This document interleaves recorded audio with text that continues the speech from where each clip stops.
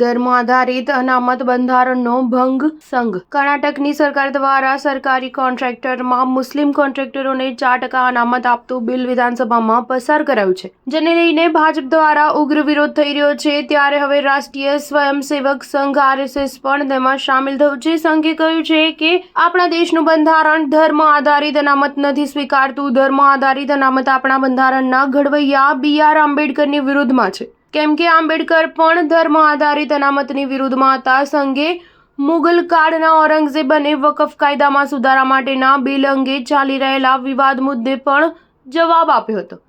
RSSના મહાસચિવ દત્તાત્રેય હોસબોલે કહ્યું હતું કે ભારતીય બંધારણે પણ ધર્મ આધારિત અનામતનો સ્વીકાર નહોતો કર્યો। આ પહેલા આંધ્રપ્રદેશ અને મહારાષ્ટ્ર દ્વારા પણ મુસ્લિમોને ધર્મ આધારિત અને અનામત આપવાનો પ્રયાસ થયો હતો, જેને હાઈકોર્ટે અને સુપ્રીમ કોર્ટ દ્વારા નકારી દેવામાં આવ્યો હતો। મહારાષ્ટ્રમાં 17મી સદીના મુગલ ઔરંગઝેબની કબરને લઈને ચાલી રહેલા વિવાદ અંગે વાત કરતા સંઘના વરિષ્ઠ મહાસચિવે કહ્યું હતું કે ઔરંગઝેબ જેવા આપણા આદર્શ ના હોઈ શકે। ઔરંગઝેબને આદર્શ બનાવી દેવાયો, જ્યારે તેના ભાઈ દારા શીખો અંગે કોઈએ કંઈ ન કહ્યું।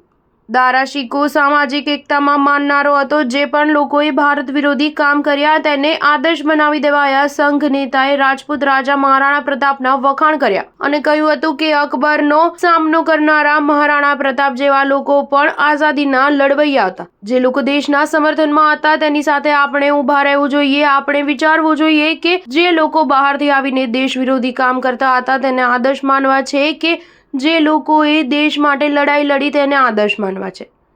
સંઘના વરિષ્ઠ નેતાએ વધુમાં જણાવ્યું હતું કે હિન્દુ વાઇબ્રન્ટ સમાજ ઉભો થઈ રહ્યો છે, પરંતુ આપણી સામે કેટલાક પડકારો પણ છે। હજુ પણ દેશમાં આભડછેડ છે, જાતિવાદ હજુ પણ છે, જેને દૂર કરવા માટે સંઘ શ્રેષ્ઠ પ્લેટફોર્મ છે। સંઘ કેડેટ્સ વચ્ચે આંતરજાતીય લગ્ન થઈ રહ્યા છે। સ્ટાર ન્યૂઝ 7 હંમેશા સચ્ચાઈની સાથે।